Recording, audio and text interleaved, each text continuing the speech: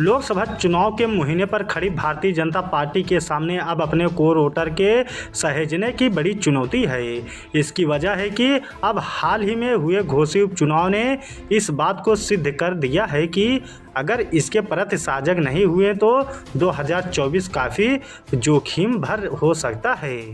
राजनीतिक जानकार बताते हैं, चाहे घोसी हो या कतौली, बीजेपी का अपना वोट बैंक छिटकाता नजर आ रहा है।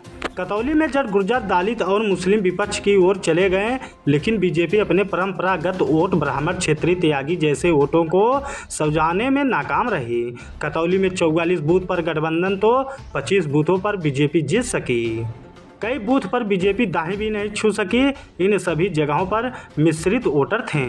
दरअसल आपको बता दें, वही घोसी उपचुनाव के मतदान में डाले गए कुल 2,17,571 वोटों में से सुधाकर को 57 में से 19% वोट हासिल हुए, जबकि दारा सिंह चौहान को 37 में से 54% वोट मिले।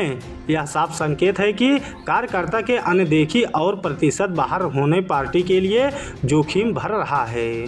जबकि दारा सिंह चौहान को 37 में से 54% वोट मिले, यह साफ संकेत है कि कार्यकर्ता की अनदेखी और प्रतिशत बाहर होने पार्टी के लिए जोखिम भर रहा है। इस चुनाव में उनका परंपरागत वोट राजभर वैश्य, क्षेत्रीय ब्राह्मण भी खिसकाते नजर आया।